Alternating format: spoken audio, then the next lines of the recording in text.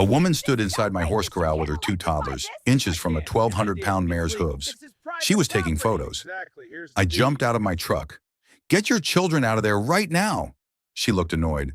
"The HOA president said this is shared community space. We're just saying hello. These are working animals. This is a 40-acre cattle ranch. You need to leave." "We'll see about that." She grabbed her kids and marched off through my pasture. What she didn't know was that the developer had fraudulently included my ranch in their master plan to get county approval. Sold 120 homes at premium prices, $7 to $12 million in markup, promising access to land they never owned. And the HOA president fighting me? She was the developer's secret business partner. There were $800,000 in profit from the fraud. 3 investment properties, all protected by keeping the lie alive. She thought cutting my fence and poisoning my cattle would force me to surrender land my family had owned for 35 years. She was wrong. By the time the jury convicted her and the judge sentenced 18 months in prison, it was too late to undo what came next. But first, let me know where you're joining us from today, and don't forget to like and subscribe for more engaging stories like this. A woman was letting her 2 toddlers pet my horses when I drove up. They were inside the corral, all 3 of them, with the kids reaching up toward my quarter-horse mare. The woman held a phone, taking photos while her children stood inches from a 1,200-pound animal's hooves. I slammed on the brakes and jumped out of the truck. "Ma'am, get your children out of there right now." She looked up, annoyed at the interruption. "We're just saying hello. The HOA president said this is shared community space. These are working animals, not a petting zoo." I opened the corral gate and gestured them out. "This is private property. You need to leave. This land is open to Meadow Ridge residents." She pulled her kids away from the horse but didn't move toward the gate. "You can't keep us out." "Yes, I can. It's my ranch." "We'll see about that." She grabbed her children's hands and marched off through my pasture toward the tree line. I watched her disappear into the woods, then spent 10 minutes calming the mare who'd been spooked by the toddler's sudden movements. This was the 3rd incident this week, and it was escalating. Let me explain how it got to this point. I inherited the 40-acre cattle ranch from my uncle 6 months ago. Uncle Jim had run it for 35 years, a working operation with 30 head of cattle worth roughly $45,000, 4 horses including the $12,000 quarter-horse mare, hayfields, a barn built in the 1960s, and the ranch house where he'd lived alone after my aunt died. The property was appraised at $850,000, not counting livestock or equipment. When Uncle Jim passed and left everything to me, I quit my IT job in Denver within a month, sold my condo, moved into the ranch house, and committed to running the operation full-time. It was exactly what I wanted. 40 acres of open pasture and woods, a creek running through the eastern section, and peace. No traffic, no neighbors knocking on the door. Just land, animals, and work. Except I did have neighbors now. Meadow Ridge Estates had been built 2 years ago on adjacent land to the west. The developer had purchased a large parcel and built 120 homes. Cookie-cutter houses on quarter-acre lots marketed as a ranch living community, which apparently meant suburban houses with an HOA near actual ranch land. Uncle Jim had been alive when they'd started construction. According to his journals, a developer representative had approached him during planning, asking him to sell the ranch or grant an easement for community recreational use. Uncle Jim had refused both offers. His last journal entry about it, dated 8 months before he died, said, "Developer stopped calling. Guess they gave up." Good, this land stays in the family. He never mentioned seeing trespassers. Either they'd waited until after he died, or he'd been too sick in his final months to notice. The trespassing started about 3 months after I moved in. At first, it was just hikers walking through my back pasture. I'd ask them to leave, and they'd seem surprised. I didn't know this was private. Then it escalated. Families having picnics near the creek, kids riding bikes through pastures and spooking cattle, dog walkers letting dogs off-leash to chase my livestock. Every single time I asked someone to leave, they'd say the same thing. "The HOA told us we can be here." 3 days after the horse corral incident, I received a formal letter from the Meadow Ridge Estates HOA. The letter was on official letterhead signed by Sharon Miller, HOA president. 2 pages of authoritative language designed to intimidate. Your property is designated as community open space per the Meadow Ridge Master Plan filed with the county. All residents of Meadow Ridge Estates have recreational access rights to designated open space areas. Your recent attempts to restrict access and posting of no trespassing signs are in violation of the approved master plan. Remove all signs immediately and cease interfering with resident access. Failure to comply will result in legal action. I pulled up the Meadow Ridge HOA documents online. They were public record, filed with the county when the development was approved. The master plan included a map of the entire development. My 40-acre ranch was shaded green and labeled Community Open Space. The text beneath read, Meadow Ridge residents enjoy access to 40 acres of pristine open space, including wooded areas, to creek access, and nature trails. I found the marketing materials the developer had used to sell homes. Every brochure featured photos of open land that looked exactly like my ranch, promising buyers could hike, picnic, and explore nature on community land adjacent to your home. Then I looked up recent home sales in Meadow Ridge. Homes were selling for $380,000 to $450,000, premium prices for the area. I pulled up comparable homes in developments without amenities. Similar houses sold for $320,000 to $350,000. The 40 acres of open space added roughly $60,000 to $100,000 to each home's value. Multiply that by 120 homes, and the developer had extracted $7 to $12 million from buyers by promising access to land they never owned. If that access disappeared, every homeowner would lose $60,000 in equity overnight. There was one problem with all of this. I owned that land. It wasn't HOA property. It had never been HOA property. I attended the next HOA board meeting. It was held at their clubhouse on a Tuesday evening. About 30 residents were there, along with 5 board members sitting at a table in front. Sharon Miller sat in the center, a woman in her 50s with short blonde hair and the tense posture of someone under pressure. When they reached the open comment period, I stood up. I'm here about your master plan. You've listed my ranch as community open space. I own that land. You don't have permission to designate it as anything. The room went quiet. Sharon's smile looked forced. We need to discuss your interference with resident access. People have been complaining. It's my property. You don't own it. She pulled out a copy of the master plan. This land is clearly designated as open space in our county-approved development plan. Show me the easement. Show me any document I signed giving you access. The developer assured us they had all necessary agreements when they formed the HOA. Her voice had an edge now. 120 families bought homes based on that promise. If we lose access to this land, they'll sue the HOA. They'll sue me personally as president for failing to protect their interests. A man in his 40s raised his hand from the audience. Sharon, can I ask something? Did anyone from the HOA actually verify we had legal access to that land before we started using it? Sharon's expression tightened. The developer filed the master plan with the county.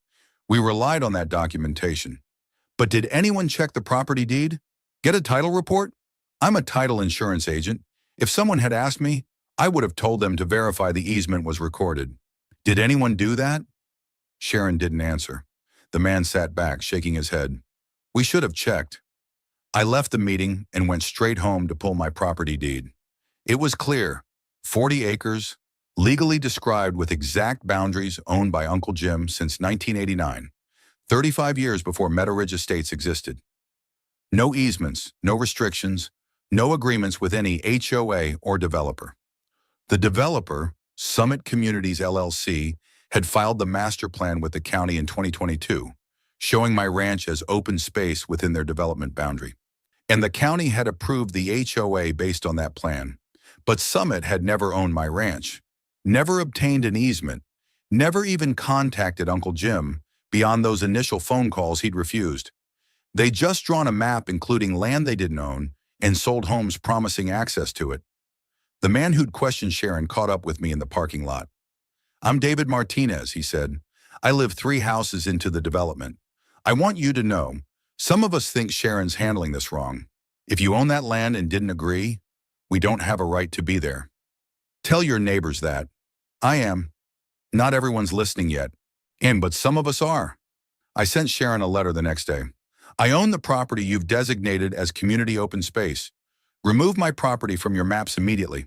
Her response came within 48 hours. These families paid $400,000 for homes with promised access to 40 acres.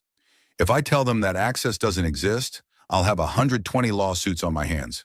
The developer is bankrupt. We can't go after them. You're the only one we can negotiate with. I called a property attorney named Marcus Webb and explained everything. The trespassing, the master plan, the fraudulent designation. Marcus reviewed the documents. This is fraud. The developer lied to the county and to the homebuyers. They sold homes promising access to land they never owned. What about suing the developer? He pulled up a business registry. Summit Communities LLC filed for Chapter 7 bankruptcy 14 months ago. The principals liquidated everything and dissolved the company. There's nothing to recover. So the HOA is stuck. They can sue you for access, but they won't win. They can sue the developer, but there's no money. Or they accept reality. They bought homes based on fraudulent marketing. It's not your responsibility to solve their problem. Sharon's going to keep pushing? Probably, because the alternative is admitting to 120 families she can't deliver what they paid for. That weekend, I found out how desperate Sharon really was. I was working on the tractor when I saw a crowd walking through my south pasture.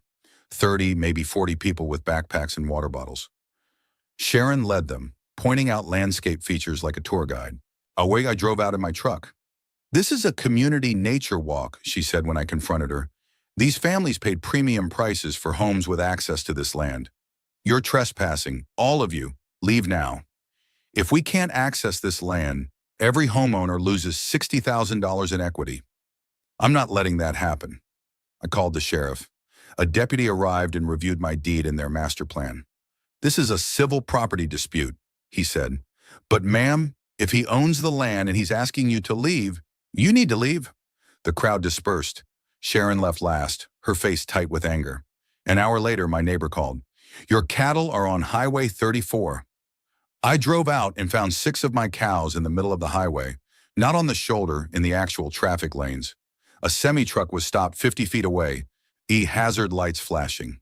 The driver stood outside his cab, hands on his head. They came out of nowhere, he said. I almost didn't stop in time. If I'd been going full speed... He didn't finish. One cow had a cut on her leg from barbed wire. Another was limping from slipping on asphalt. If that driver had been going 5 miles per hour faster, I would have had dead cattle and possibly a dead truck driver. It took me 2 hours to round them up. The gate to my south pasture was wide open. Someone from the nature walk had left it unlocked. When I got back to the ranch house, I sat on the porch and looked at my 40 acres. The land Uncle Jim had protected for 35 years and explicitly refused to give the developer. I called Marcus. Someone from Sharon's nature walk left my gate open. 6 cattle got onto the highway. A semi almost hit them. Are you okay? I'm done asking them to stop. I paused. I'm fencing the entire property line. And when 120 families realized they didn't buy access to 40 acres, they bought quarter-acre lots next to someone else's ranch. Sharon's going to have a lot of angry homeowners at her door. Not mine. The woman with the stroller was crying when she confronted me at the new fence. Do you understand what you've done? Her voice shook. My husband and I paid $430,000 for our house because of this land. We're both teachers. We saved for 8 years, and now we find out it was a lie. We overpaid by $60,000 we don't have. I looked at her through the fence.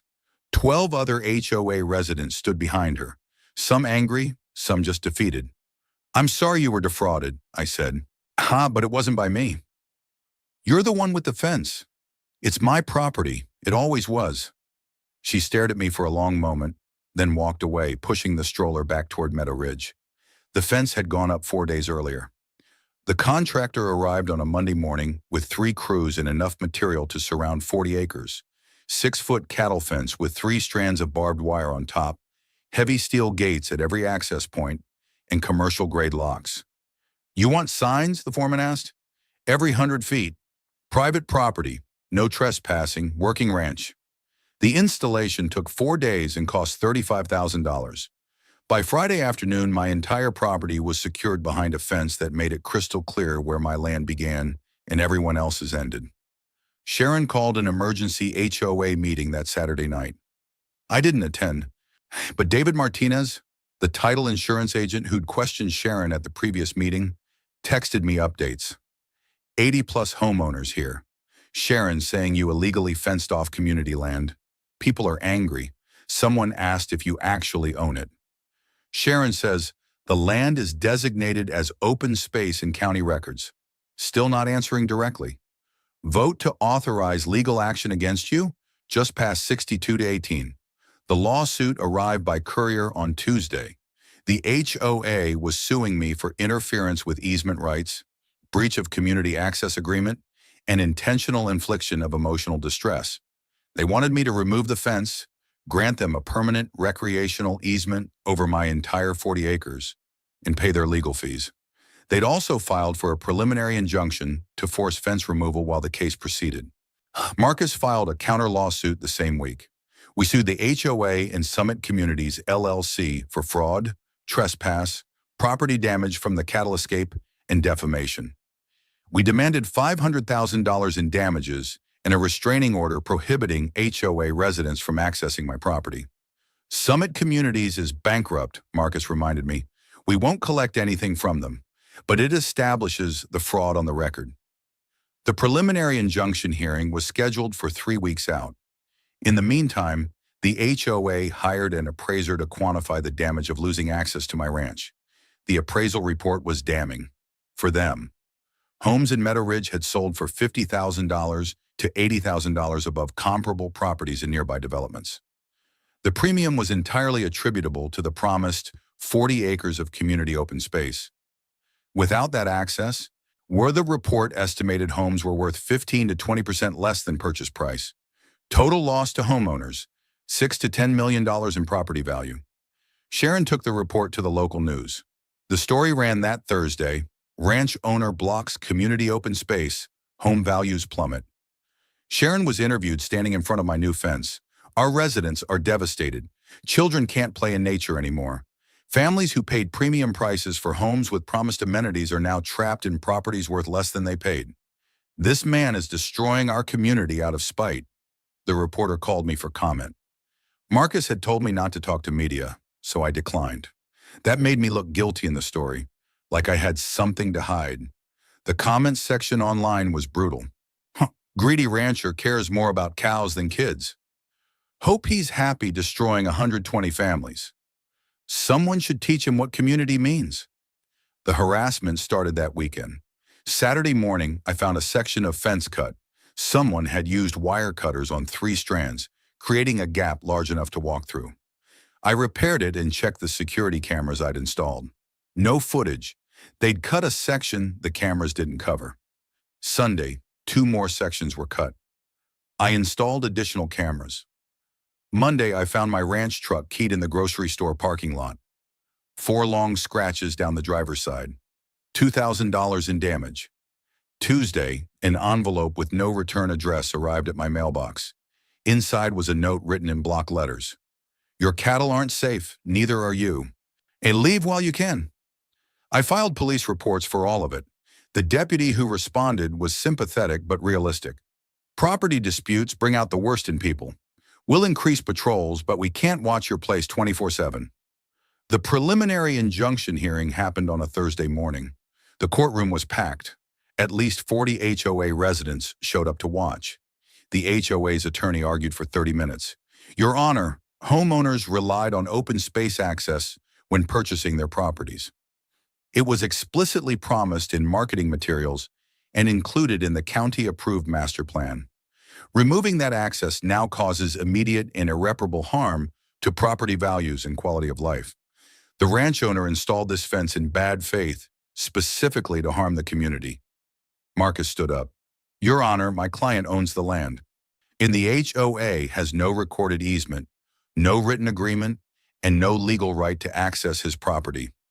The developer defrauded the county and homebuyers by including land in their master plan that they never owned and had no permission to use. My client is simply protecting his property rights. The judge, a woman in her 60s named Judge Patricia Morrison, looked at the HOA attorney. Does your client have any written agreement with the property owner granting access?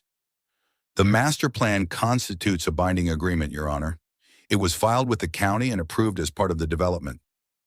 The master plan is a document between the developer and the county. It's not a contract with a third-party property owner. Judge Morrison flipped through the file. I don't see any recorded easement. I don't see any agreement signed by the ranch owner or his predecessor. Motion for preliminary injunction denied. Several HOA residents groaned. Sharon's face went pale. The HOA doubled down. They hired a second attorney and started discovery. Marcus deposed Sharon 3 weeks later. Mrs. Miller, when did you first learn that the ranch property wasn't actually owned by the HOA? Sharon shifted in her seat. We were told by the developer that it was included in the development plan. That's not what I asked. When specifically did you learn that the ranch owner had never agreed to provide access? After he attended our board meeting, which was approximately 13 months ago. Yes. So you've known for over a year that your residents were trespassing on his property without permission? We believed we had legal rights based on the master plan. Did you consult an attorney to verify those rights? Sharon hesitated. The master plan was filed with the county. We relied on that. You never verified whether you actually had legal access rights, even after the property owner explicitly told you he'd never granted permission. Some HOA residents started doing their own research. David Martinez posted in the Meadow Ridge Facebook group with property records showing that my ranch had never been part of the HOA, had never been owned by Summit Communities, and had no recorded easements. The comments exploded. We were lied to by the developer. Sharon knew and didn't tell us. We're trespassing on someone's working ranch. We could all be sued individually. Why did Sharon keep telling us we had rights when she knew we didn't? David sent me a text the next morning. Found something. Sharon owns 3 properties in Meadow Ridge. Her house plus 2 rental properties she bought as investments. If property values drop 15 to 20%, she personally loses $180,000 to $240,000 in equity across all 3. She's not just protecting the community, she's protecting her own portfolio. I forwarded the message to Marcus. That explains why she's so desperate, he said. She has triple the financial exposure of a regular homeowner. She's facing a $250,000 loss personally. Within 48 hours, David's post had 87 comments and 45 shares within the Meadow Ridge Facebook group. The community was fracturing. Sharon's supporters, roughly 60%. We paid for that land. He's being selfish. We need to keep fighting. David's faction, roughly 30%. Sharon knew we were trespassing and never told us. She's protecting herself, not us. Undecided, roughly 10%. I just want my property value back. I don't care how. A petition started circulating to recall Sharon as HOA president. Within a week, it had 35 signatures. Not enough to force a vote, they needed 60, but enough to show David's faction was growing. Meanwhile, Marcus kept digging into Summit Communities' fraud. The county's zoning code required 30% open space for developments over 100 homes. May's Summit had 120 homes on 45 acres of residential lots. They needed at least 20 acres of open space. They only owned 5 acres, a small park and retention pond. So they'd drawn my 40-acre ranch into their master plan to get the numbers up to 45 acres total. Without fraudulently including my land, the county never would have approved the development. They used your property to get government approval, Marcus explained. Then they sold homes promising access to your property. The entire development is built on fraud. The next morning, I was checking fence lines when I found bolt cutters lying on the ground near the south gate. A large section of fence had been cut open, not just a few strands, but an entire panel destroyed. I called Marcus about the footage, then immediately drove out to assess the damage. 6 of my cattle had already found the gap and were heading east through the woods, directly toward the tree line that bordered Highway 34. I grabbed 2 horses and spent the next hour rounding them up. 1 cow had already reached the fence line near the highway when I cut her off. Another 30 seconds and she would have been on the road again. I thought about the semi-truck driver from 2 weeks ago, hands on his head, saying, I almost didn't stop in time. Sharon's fence cutting wasn't just property destruction. It was creating a recurring threat to public safety. I checked the security camera footage on my phone. The video showed Sharon and two other HOA board members approaching the fence at 11:47 p.m. the previous night. I recognized one of them immediately, Greg Patterson, the HOA treasurer, holding a flashlight while Sharon cut. On the third person I didn't recognize, but their face was clearly visible. They'd been too desperate to be careful. I called Marcus. I have Sharon on camera cutting my fence, and the HOA treasurer was with her. Send me the footage immediately. That's criminal mischief, destruction of property, and trespassing. We're pressing charges.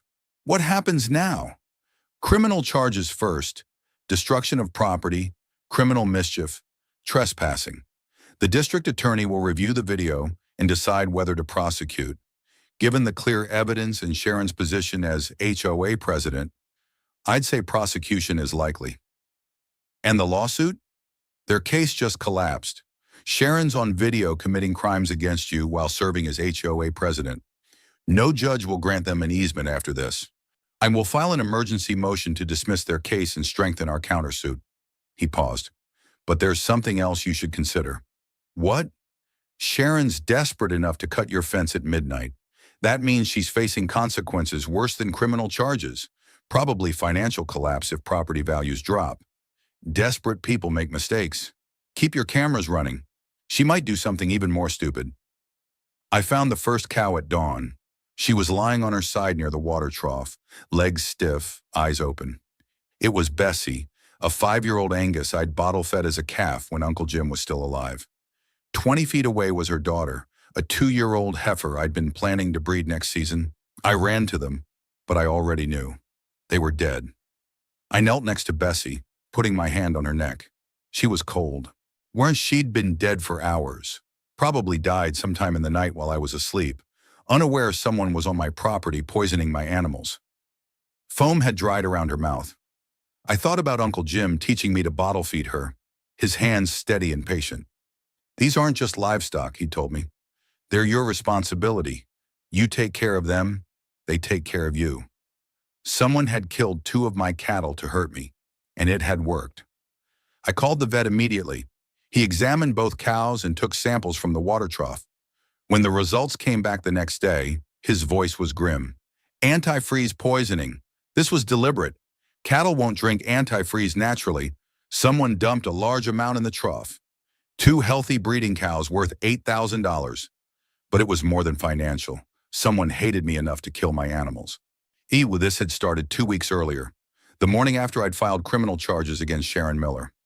I'd brought the security footage to the sheriff's department on a USB drive.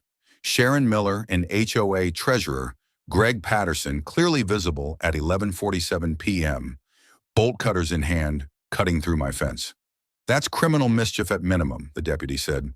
Possibly conspiracy to commit trespass. We'll forward to the prosecutor. The prosecutor moved fast. Within a week, criminal charges were filed against Sharon Miller, Greg Patterson, and the third board member visible in the footage, Lisa Chen. Criminal mischief, destruction of property, conspiracy to commit trespass. All 3 were arrested on a Tuesday morning, released on bond by afternoon. And the local news ran the story, HOA president arrested for cutting rancher's fence. The video footage played on a loop, Sharon with bolt cutters, Greg holding the flashlight. Sharon's attorney tried to spin it. My client believed she was removing an illegal obstruction, blocking access to land promised to the community.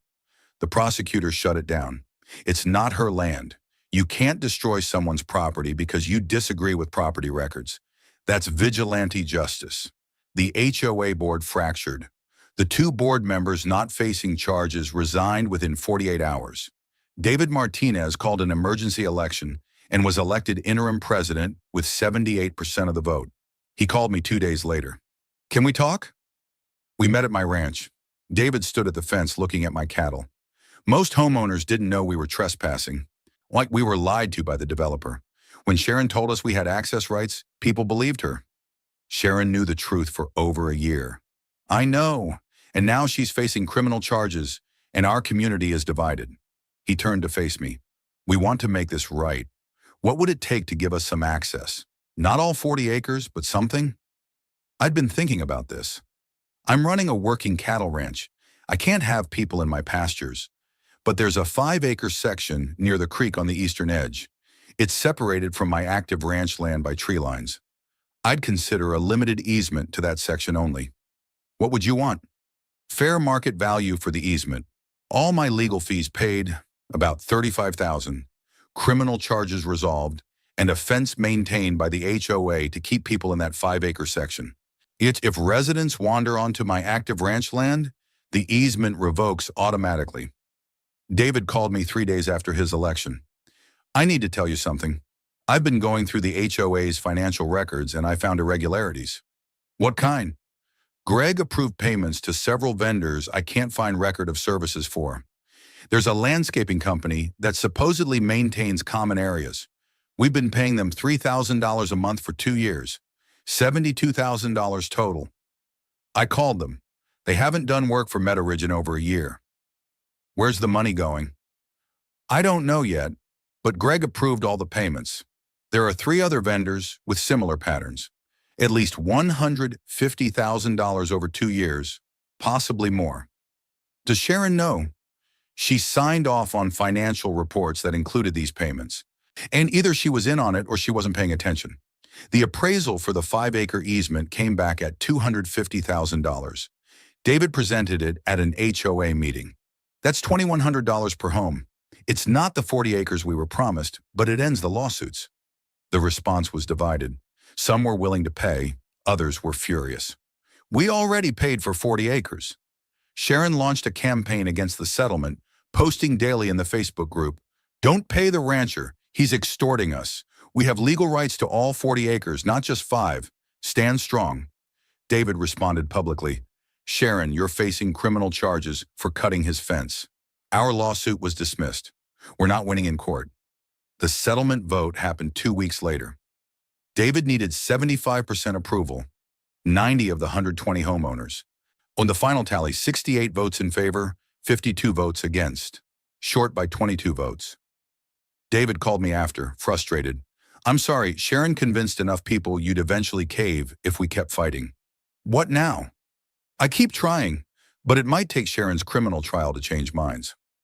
The community split had shifted since Sharon's arrest. David showed me internal polling. Sharon's hardcore faction, 40%, down from 60%. David's settlement faction, 55%. Undecided, 5%. Sharon had lost support, but her remaining faction was committed. She only needed 26% to block settlement, and she had 40%. Then my cattle were poisoned. I checked every security camera. One camera caught something at 2:47 a.m. A figure in dark clothing climbed over the fence carrying a container. As they passed the water trough, the motion sensor light clicked on for 3 seconds. I froze the frame and zoomed in. Male, late 20s, someone I'd seen at HOA meetings near Sharon. Marcus ran facial recognition. "That's Tyler Brennan, lives in Meadow Ridge, rents his place. No criminal record, works in construction." He paused. "His landlord is Sharon Miller. He rents one of her investment properties. Sharon's tenant had poisoned my cattle. When I sat on my porch that night, looking at my 40 acres, 2 of my cattle dead, my fence cut 7 times, my truck keyed. Sharon's tenant poisoning my animals. I called Marcus. Sharon's tenant poisoned my cattle. I have footage. We'll press charges. Are you okay?" "No, but I'm done playing defense." I paused. David tried a reasonable settlement, 5 acres for $250,000. 68 homeowners wanted it. Sharon's faction killed it. Those 68 reasonable people are stuck paying for Sharon's fight. Right. What if I made it so expensive for those 52 holdouts that they'd turn on Sharon? Electric fence around my entire property. 8,000-volt livestock fence clearly posted. If people keep trespassing and get shocked, lawsuits start flying. Or the reasonable homeowners will blame Sharon for creating the liability and force a settlement. "It's legal," Marcus said. "You're allowed to install electric livestock fencing. As long as it's clearly posted, you're not liable for trespassers getting shocked." "I'm not the villain. Sharon is. I'm just protecting my property." "You're using their bad behavior against them. That's strategic." "Do it." Sharon Miller touched the electric fence at 11:52 p.m. on a Tuesday. 8 hours after being convicted of criminal mischief. I watched it happen on my security camera. She approached the south fence line with bolt cutters, wearing gloves and a hood. She was trying to cut through the electric fence the same way she'd cut the regular fence 3 months earlier. She reached for the bottom strand with the cutters. When the metal blades touched the electrified wire, 8,000 volts traveled through the cutters into her gloved hands. The shock knocked her backwards. She dropped the cutters and fell hard, her head hitting the ground. I picked up my phone and dialed 911. There's a trespasser on my property who just got shocked by my electric livestock fence. She's unconscious. Send an ambulance. When the EMTs arrived, Sharon was conscious but disoriented. The deputy who responded reviewed my security footage. "Mrs. Miller, you were just convicted this morning of cutting this man's fence. What were you doing here at midnight with bolt cutters?" Sharon didn't answer. They took her to the hospital with minor burns on both hands and a concussion from the fall. This had started 3 weeks earlier, right after Tyler Brennan, Sharon's tenant, had poisoned my cattle. I'd hired a specialized contractor to install electric livestock fencing around my entire 40-acre perimeter. 6 strands of wire carrying a standard 8,000-volt charge. Painful if you touched it, but not dangerous. The same voltage used on cattle ranches across the country.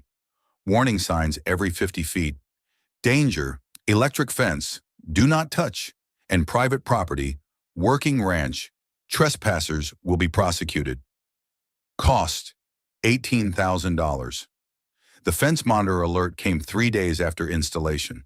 A teenage boy climbing over the fence touched the electrified wire. The shock hit him, and he fell backwards to the ground outside my property. His father helped him up. They both looked at the warning signs, then quickly left.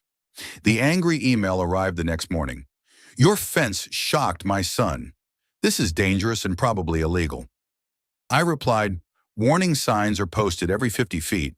Your son was trespassing on private property. The fence is legal livestock containment." No response. The most absurd incident happened 2 weeks later. 8 HOA residents decided to test whether the fence was really electric. They spread out along different sections and, on a coordinated signal, all touched the fence simultaneously. All 8 got shocked. One woman fainted from surprise. Someone called 911. EMTs responded. Everyone was fine, just startled and embarrassed. The sheriff's deputy took statements. "You were all trespassing on clearly posted private property. You deliberately touched an electric fence after being warned. Osh, you're lucky he's not pressing charges," David called me that evening. "The electric fence is making people angrier. Can we settle this?" Same offer as before. $250,000 for a 5-acre easement. You pay my legal fees and maintain the boundary fence. Some homeowners are refusing. They say they were deceived and shouldn't have to pay again. That's between you and the developer. My offer stands. David held another vote 2 weeks later. Special assessment of $2,100 per home, requiring 75% approval. Result, 82 votes yes, 38 votes no.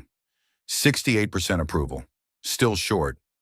Sharon's faction had shrunk but remained large enough to block settlement. Then Sharon's criminal trial started. The prosecution played the security footage showing Sharon and Greg Patterson cutting my fence at midnight. Sharon's attorney argued she'd believed she was removing an illegal obstruction. The prosecutor demolished that defense. Mrs. Miller knew for over a year that the ranch owner had never granted access. She knew her residents were trespassing. She chose to vandalize his property anyway. The jury deliberated 2 hours. Verdict, guilty.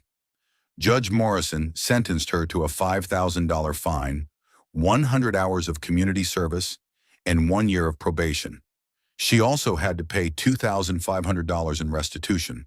That night, Sharon tried to cut my fence again and got shocked. 2 days after Sharon's conviction, Marcus called me. I was reviewing HOA formation documents for the RICO case. Sharon Miller isn't just a homeowner. She was a business partner with Robert Hayes. What? Summit Communities LLC was formed in 2019. Members, Robert Hayes, 80%, Sharon Miller, 20%. She invested $200,000 as a silent partner. She profited from every home sale, roughly $800,000 total, Plus, she bought 3 properties in Meadow Ridge at cost before they went on market. She knew from the beginning the ranch wasn't HOA property. She created the fraud. She and Hayes drew up the master plan together, knowing your ranch wasn't included. She's been lying to her neighbors for 2 years while protecting $1 million investment. David found the LLC formation documents himself and posted them in the HOA Facebook group. The response was explosive. Sharon was the developer's partner? She knew we didn't have access rights? She made $800,000 selling us homes on a lie? Within 24 hours, a recall petition had 97 signatures. Sharon was removed from the HOA board by a vote of 104 to 16. Now, Greg Patterson's trial followed 2 weeks later. The prosecution added embezzlement charges based on David's discovery of fake vendor payments. The forensic accountant testified, Mr. Patterson approved payments totaling $152,000 over 2 years to 4 companies that either didn't exist or hadn't performed services. The money was transferred to accounts he controlled. Greg took a plea deal, guilty to embezzlement and criminal mischief. Sentence, 2 years in prison, full restitution of $152,000, permanent ban from serving on any HOA board. Lisa Chen, the 3rd board member arrested for fence cutting, took a plea deal. 6 months probation. She'd been the least involved, just holding a flashlight. Meanwhile, Robert Hayes faced mounting pressure. Marcus had pierced the fraudulent asset transfers. Hayes settled for $150,000 to me, plus a public statement admitting he'd fraudulently included my ranch in the master plan. The homeowners' class action settled for $1.8 million. After legal fees, the average homeowner received about $40,000. Sharon's life unraveled quickly. Her husband filed for divorce 3 days after the partnership was revealed. I didn't know she was a developer partner. She told me she was just protecting the neighborhood. Her 3 Meadow Ridge properties went on the market within 2 weeks. But now that everyone knew she'd profited from the fraud, no one wanted to buy from her. Her house sold at a $95,000 loss. The rental properties sold at similar discounts. Tyler Brennan was evicted and arrested for poisoning my cattle. Her real estate license was suspended pending investigation. And Marcus filed RICO charges seeking the entire $800,000 she'd made from Summit Communities, plus punitive damages. 6 months after she'd led that nature walk across my ranch, Sharon had lost her HOA position, her criminal record, her marriage, her properties, her license, and potentially her entire net worth. With Sharon removed and the community understanding the full fraud, David called a 3rd settlement vote. Same terms, $250,000 for a 5-acre easement. HOA maintains boundary fence. Daylight hours only. This time, 108 votes yes, 12 votes no, 90% approval. We should have done this a year ago, David told me when we signed the easement agreement. Sharon cost this community at least $500,000 in legal fees, lost property values, and settlement costs, all to protect her own investment. The easement was recorded with the county. Named 5 acres near the creek, clearly marked boundaries, HOA maintained fence.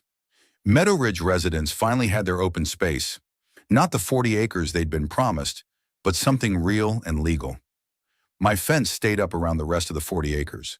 The electric current stayed on. I still ran my cattle ranch, but now I had $250,000 for the easement, $150,000 from Hayes, $35,000 in legal fees paid by the HOA, and clear, legally recorded boundaries. Most importantly, I had peace. 3 years after the settlement was signed, I was working on the tractor when I saw a family walking along the creek trail in the 5-acre easement. A father and 2 kids, maybe 8 and 10 years old.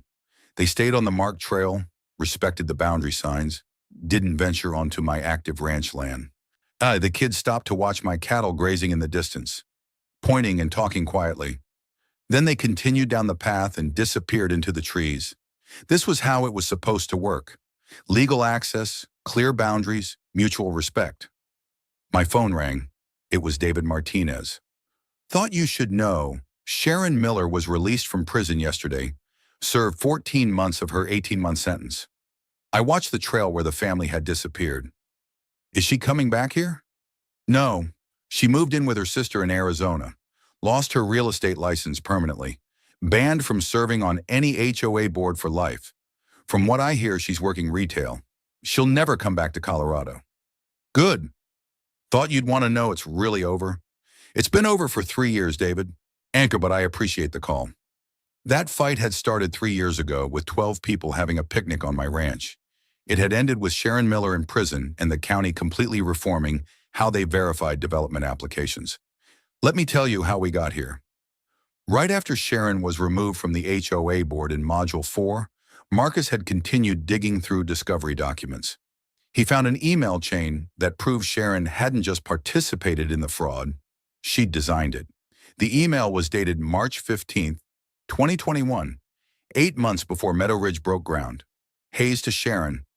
County says we need more open space for development approval. We're short about 35 acres. Sharon to Hayes. What about the ranch next door? The old guy who owns it? Hayes. We don't own it. He refused to sell when I approached him last year. Sharon. Just put it on the map as future acquisition. We'll figure it out later. By the time anyone notices, homes will be sold and will be profitable. Hayes. County might require proof of ownership. Sharon.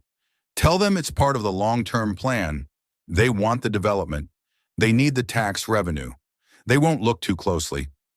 The county prosecutor had reviewed the emails and upgraded Sharon's charges from simple criminal mischief to fraud and conspiracy.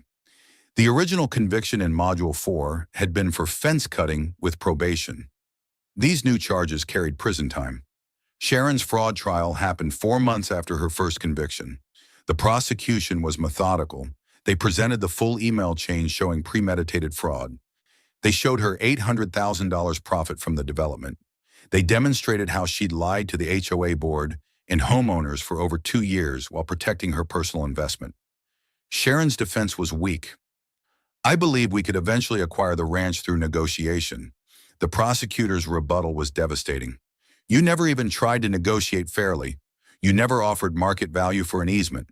You lied to your neighbors, sent them to trespass, and vandalized his fence twice, all while hiding that you'd profited from the original fraud. The jury deliberated 4 hours. Verdict: guilty on all counts. Judge Morrison's sentencing was harsh. Mrs. Miller, you betrayed an entire community that trusted you. 18 months in prison, $50,000 in fines, and full restitution of $1.2 million. Sharon served 14 months before release. By then, everything she'd built was gone. Her 3 Meadow Ridge properties had been foreclosed and sold to pay the judgment. Her husband had divorced her. Her real estate license was permanently revoked.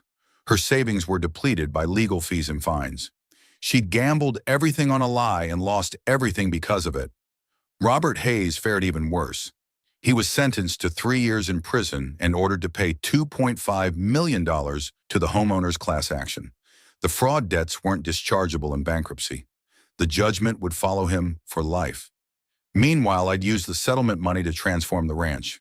The $250,000 easement payment, plus $125,000 in legal fees from the HOA, plus $150,000 from Hayes, $525,000 total. I expanded the herd from 30 cattle to 50. I repaired Uncle Jim's 100-year-old barn, new roof, reinforced beams, modern equipment. I upgraded the irrigation system, replanted the south pasture, bought 2 more horses. The ranch was finally what I'd envisioned when I quit my IT job, a working operation that sustained itself. Most mornings I'd ride the fence line checking for problems. The electric fence still carried its 8,000-volt charge around 35 active acres. The 5-acre easement section stayed open to Meadow Ridge residents during daylight hours. Occasionally I'd see families walking the creek trail, kids learning to skip stones, couples having picnics. They stayed on marked paths, respected boundaries, didn't venture onto my working land. This was the compromise I'd fought for. Legal access for them, a protected operations for me. David had stepped down as HOA president after 3 years. We'd become something close to friends over that time. Not close, I still valued my privacy, but respectful. He'd attend my occasional barbecues. I'd help him with property questions. Any regrets? He'd asked over coffee at my ranch last month. About the settlement? No, 5 acres is reasonable. I get legal fees paid, clear boundaries and peace. You get something for your residents. Everyone compromised. Sharon could have had this deal 2 years earlier if she hadn't been desperate to hide her partnership. She gambled on a lie, I said, and lost everything. Then 6 months ago, I got a call from the county planning department. We're reviewing a new development proposal for land adjacent to your ranch, the planner said. And her name was Jessica Chen, hired specifically to reform the verification process after the Meadow Ridge scandal. The developer, Mountain Vista Communities, submitted plans showing your property as future open space acquisition. Do they have any agreement with you? Absolutely not, I said. I've never been contacted by Mountain Vista or anyone associated with them. That's what I thought. We're rejecting the application immediately, but I wanted to give you a heads up in case they approach you directly. If they put my land on their maps without permission, I'll sue them just like I sued Summit Communities. Understood. After Meadow Ridge, we verify everything now. Every property shown on a development plan must have documented ownership or recorded easements. I'd no exceptions. That's because of my case. That's entirely because of your case. You changed how we do business. The county commissioners passed a resolution requiring verified ownership documentation for every parcel included in any development application. We call it the Meadow Ridge verification requirement. 3 days later, Mountain Vista's attorney called me directly. Mr. I understand there's been a misunderstanding about our development plans.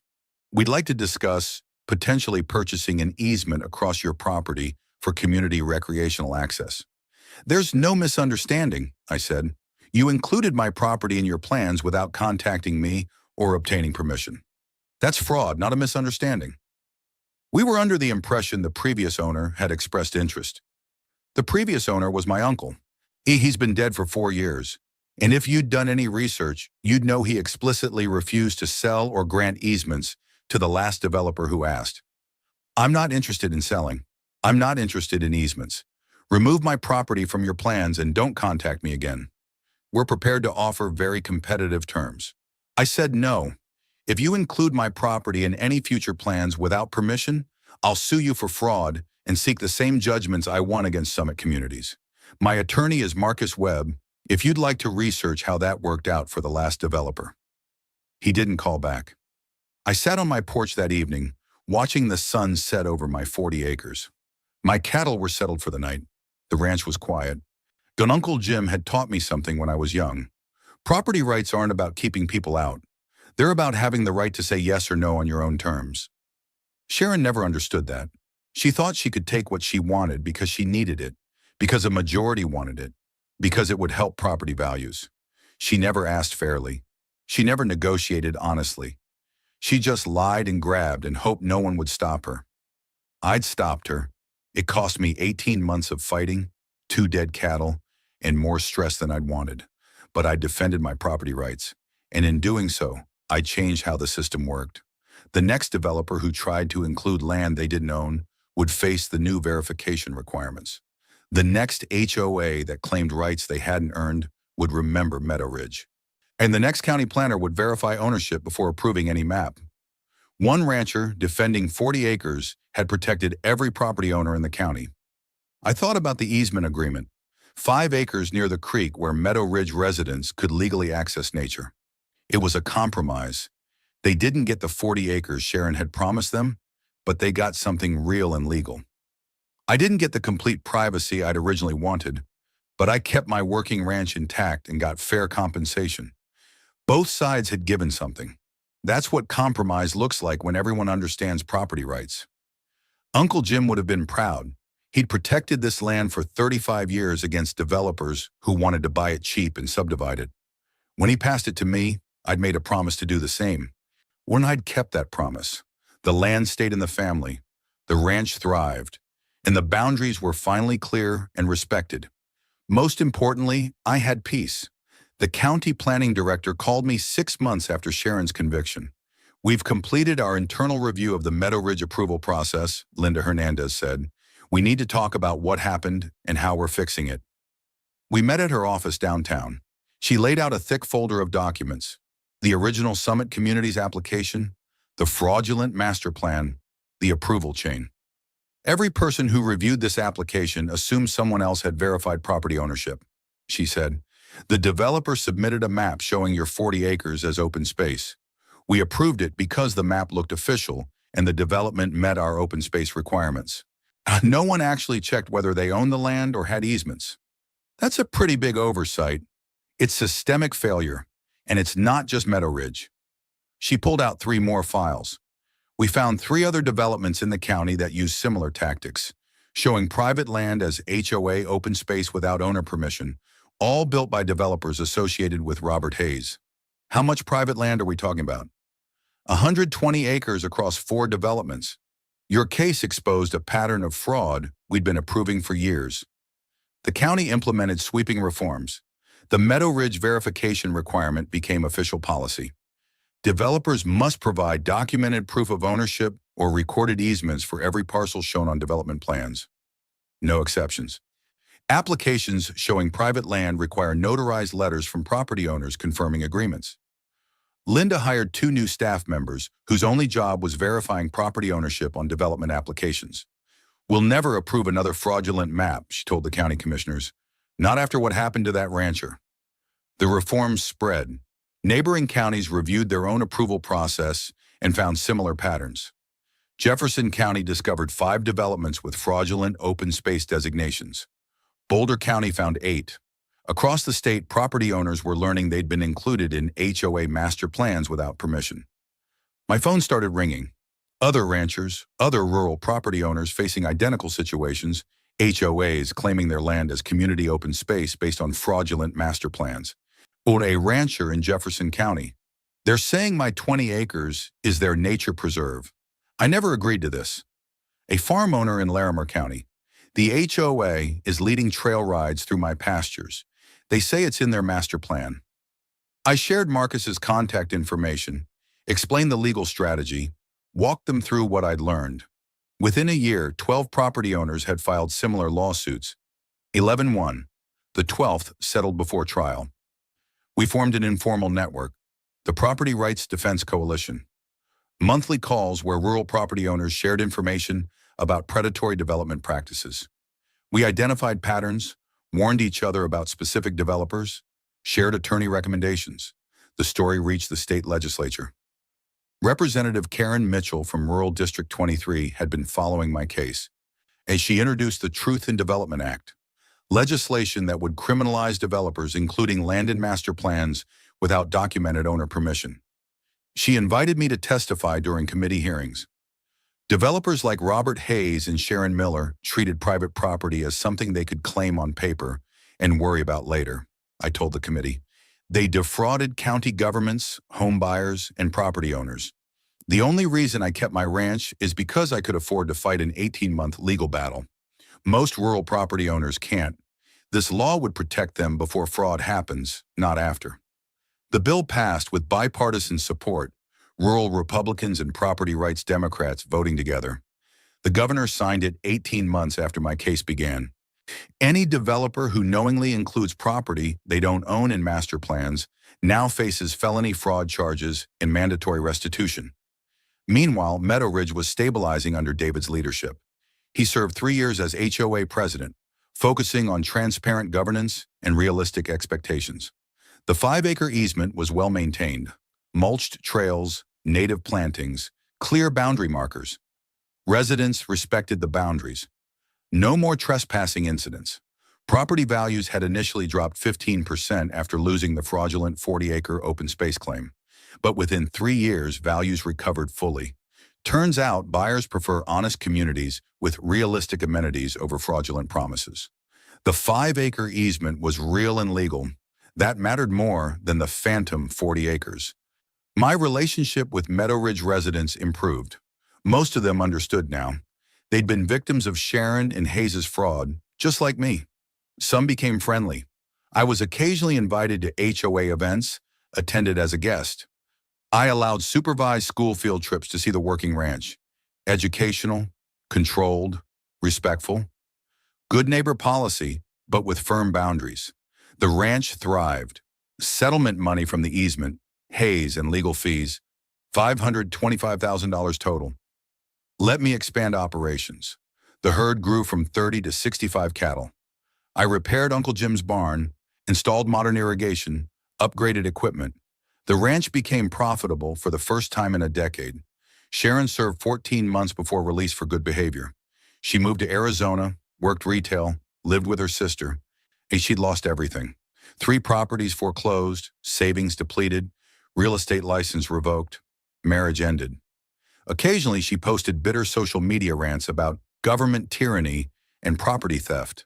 No one engaged. She'd become irrelevant. Robert Hayes served his full 3 years, released with $2.5 million in debt he could never pay. Multiple states revoked his business licenses. He worked construction labor jobs, lived in a mobile home. The development industry had permanently blacklisted him. 2 years after my settlement, a different developer tried the same scheme. Mountain Vista Communities submitted plans for a development showing my ranch as preserved open space adjacent to community. The county planning department caught it immediately. "Do you own this land?" Linda asked the developer. "No, but it would enhance the community character." Application denied. Read about the Meadow Ridge Estates case and don't include private property in your plans without documented permission. The developer withdrew entirely. I was invited to speak at property rights conferences, county planning meetings, even state legislature hearings about development fraud. My core message never changed. Developers will lie if you let them. Verify everything. 3 years after the settlement, I was at the agricultural supply store buying fence materials. The cashier looked up as I approached the register. It was Sharon. Our eyes met. Her face went red. She looked down immediately, scanning my items in silence. No greeting, no acknowledgement beyond the transaction. She gave me the total. I paid. She handed me the receipt without looking up. I took it and left. Nothing to say. The past was settled. My nephew started spending summers at the ranch that year. He was 12, interested in ranching, eager to learn. I taught him cattle management, equipment maintenance, property boundaries. "Did people really try to steal the ranch?" he asked one evening. "They tried. They put it on their maps, told everyone it was community property, sent hundreds of people onto our land. But it was always yours, right?" "Always. Uncle Jim owned it for 35 years before me. The deed proved it, but I had to fight 18 months to make everyone acknowledge what the deed already said." "Why didn't they just believe you?" "Because believing me would have cost them money. Sometimes people prefer comfortable lies over inconvenient truths. That's why you document everything, nephew. Ownership matters more than development plans." The 5-acre easement worked exactly as intended. Meadow Ridge residents used it for nature walks, bird watching, quiet picnics. The HOA maintained it beautifully. Residents self-policed, immediately reporting any rule violations to David. Limited access, mutual respect, legal clarity. My legal victory became case law precedent. Miller versus Meadow Ridge HOA was cited in 15 property rights cases across the state. The core principle: master plans cannot create rights over property developers don't own. It helped other property owners defend against similar fraud. I installed a small historical marker at my ranch entrance. This working ranch was nearly stolen through development fraud in 2024. Fraud was exposed, perpetrators imprisoned, property rights upheld. Let this be a reminder: verify ownership before believing development promises. 5 years after the fight started, I was on horseback checking cattle in the back pasture. I could see Meadow Ridge homes in the distance beyond the trees. The electric fence hummed quietly along the perimeter. The 5-acre easement section was visible. Families walking trails respectfully, staying within boundaries. Everything as it should be. Property rights protected, boundaries respected. Ranch thriving, justice served. Uncle Jim had protected this land for 35 years. I'd protected it for 5 more. And my nephew was learning to protect it for the next generation. The land stayed in the family. That was always the point.